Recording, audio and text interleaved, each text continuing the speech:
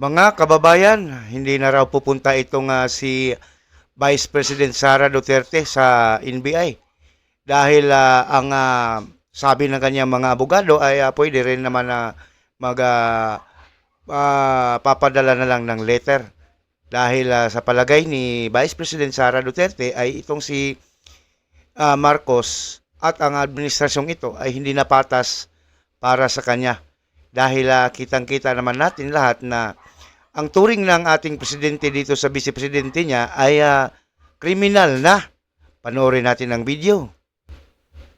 Needed to go to the NBI for the subpoena, and then they said that I have options not to go. I can send a letter, I can send a position paper, I can send an affidavit. And so we decided that a letter will be sent to the NBI. And then with regard to patas, I don't think magiging patas itong investigasyon na ito dahil kung nakita nyo naman yung mensahe ng Pangulo na sinabi niya na ganitong kriminal na mga, sorry hindi ko maalala yung exact words na sinabi, pero sinabi niya ganitong mga kriminal na ageist. Sinabi niya ganitong mga kriminal na gawain na hindi ko palalampasin. So, sa makita na natin, no, the pronouncements of the President, meron ng bias doon. And kung Kitang-kita naman ang pag-bias nitong presidente natin, no? At alam naman natin na may mga kamay siya dito na nagtutulak para itong simulat sa pool pa lang, si Bispi Sara ay iyak kanyang bigyan ng pasakit dahil ang kanyang pinsan ay magiging susunod na presidente, 'di ba? Ang turing na ng presidente ay kriminal na itong si Vice President Sara. Dahil sinabi niya nga doon sa kanyang mga pananalita noong mga nakaraang buwan na kriminal daw ang mga gawain nitong si BP Sara. Siya na mismo ang nagja-judge na wala pa mga batayan, wala na mga hindi ba dumadaan sa korte, pero hinuhusgahan niya na ang vice presidente, 'di ba? kung nakita niyo rin yung interview ng isang USEC ng Department of Justice, sinabi niya a threat is a threat. Well, if you're a lawyer, you would argue na no, there's several kinds of threats, but nakita niyo na doon pa lang sinabi na niya kung ano yung position niya. At as a USEC of DOJ, we expect that that is the position of the Department of Justice. So kahit pa man pumunta ako doon, hindi ako pumunta doon, we believe, and I believe, that we, meaning the lawyers and I, believe that cases will be filed. So kahit pang sabihin nila na merong investigasyon, sa simula pa lang, nagdesisyon na sila na mag-file sila ng cases. Clarification lang, nabanggit niyo po, nagpadala kayo ng letter. Aside from that,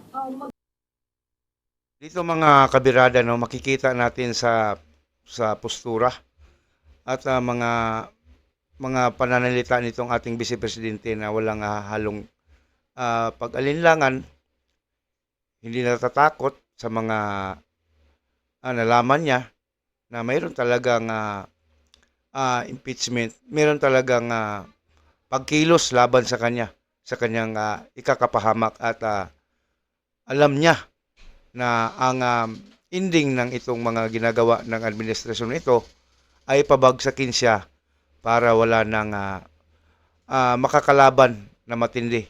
Itong si Martin Romualdez. Si Martin Romualdez naman talaga ang magbibenepisyo ng lahat ng ito. Dahil si Marcos, wala na eh. Ending ng kanyang political career itong presidency. Hindi naman ito makatakbo doon sa 2028 na eleksyon. Magiging civilian na ito. At kung magkaganon, civilian na si Bongbong, tapos si Sara ang magiging presidente, udas siya dahil hahabulin siya sa mga nagawa niya ngayong mga panahon na ito. Oh.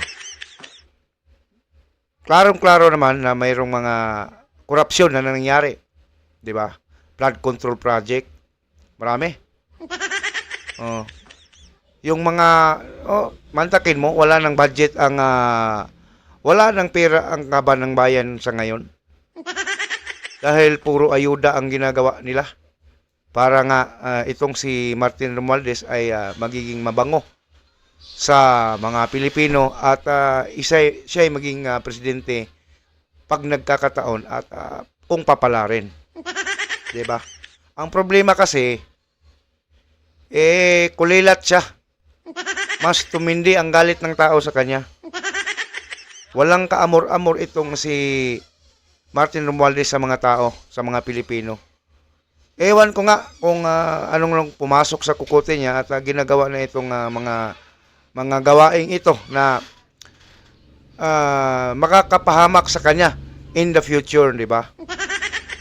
Walang takot na ginagawa niya ang lahat para lang manalo sa eleksyon ngayong 2028. Napakalayo pa ng 2028 pero ginagapang niya ng husto.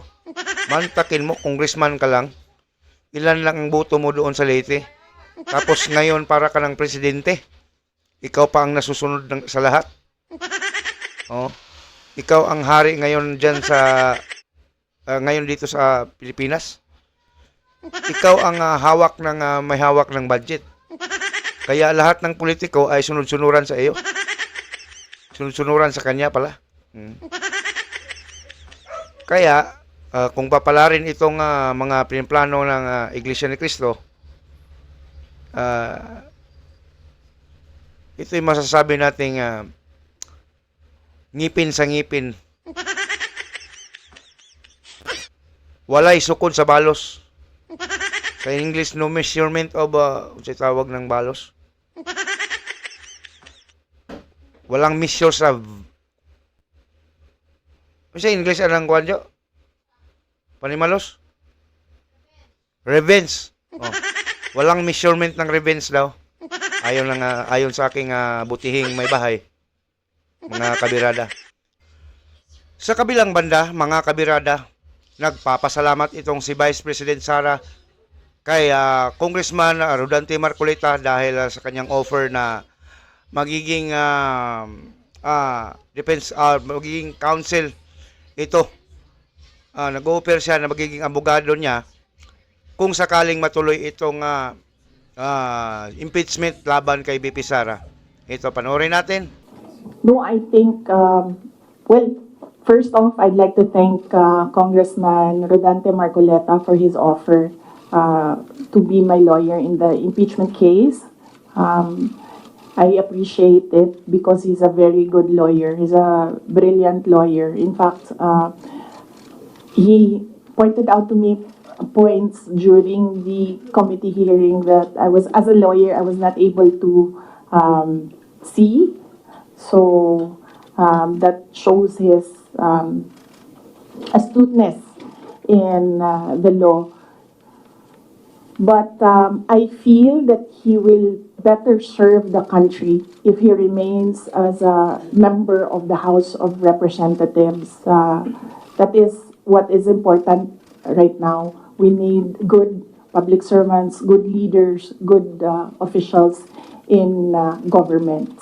And I assure everyone that we already have lawyers helping us. In fact, the moment that Franz Castro announced last year that they are planning to file an impeachment, we already talked to lawyers who will handle the impeachment case at the time. But now, cases pala, 3. So we just need more lawyers. And we already discussed this with the first team that we hired. Dito mo makikita ang kasimplihan ng mga Duterte, mga kabirada. Mantakin mo, ang isang ama ay magpapadala daw ng pera para makatulong sa kanyang anak para sa pangbayad ng mga abogado na tutulong sa kaso na kinaharap nitong ating Vice Presidente na kay dami-daming kaso na hinaharap nito. Ito na. Hindi pa kami nagkausap ni dating Pangulong Rodrigo Duterte.